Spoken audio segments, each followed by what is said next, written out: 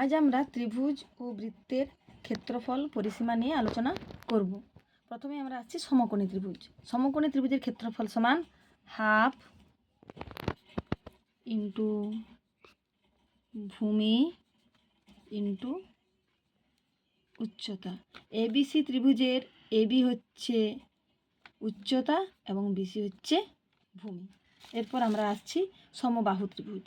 P Q R একটি সমবাহু ত্রিভুজ। সমবাহু ত্রিভুজের প্রত্যেকটি বাহুর দৈর্ঘ্য হচ্ছে সমান।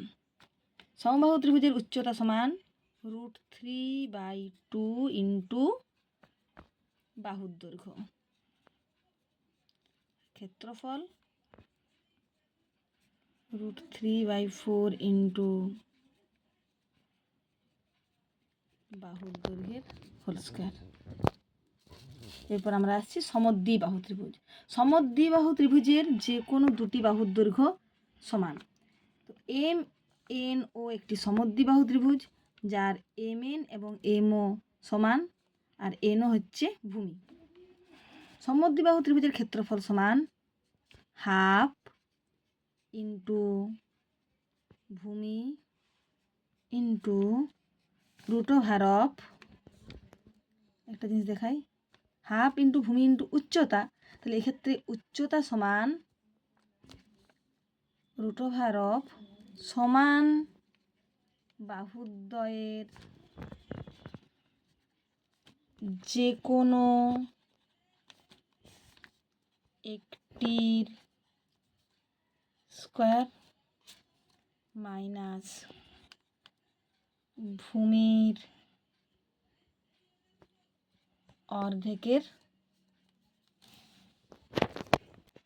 স্কয়ার সমান হাফ, এখানে ভূমিকে B into √a square minus ভূমির অর্ধেক b/2 তার হোল স্কয়ার।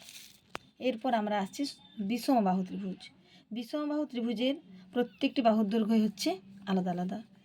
আমার এখানে চিত্রে RST একটি বিষমবাহু ত্রিভুজ, যার পরিসীমা সমান a + b + c। বাহুর পরিমাপগুলো ধরে নেওয়া হয়েছে।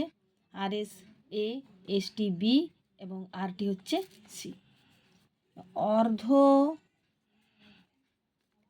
পরিসীমা S সমান a + b + c/2। ক্ষেত্রফল সমান √S into S - A, S - B, S - C। বিষমবাহু ত্রিভুজের ক্ষেত্রফলের এই সূত্রটিকে হ্যারনের সূত্র বা ব্রহ্মগুপ্তের সূত্র বলা হয়, S - C। এরপর আমরা আসছি বৃত্তে। ও কেন্দ্রীয় বৃত্তটির ব্যাসার্ধ হলো R। পরিসীমা সমান 2πr, ক্ষেত্রফল πr²। অর্ধবৃত্ত। অর্ধবৃত্তের ব্যাসার্ধ হচ্ছে R, পরিসীমা সমান,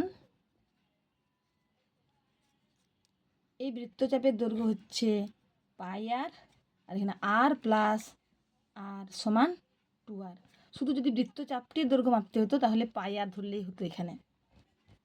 ক্ষেত্রফল সমান πr² / 2। ব্যাস, আজ পর্যন্তই।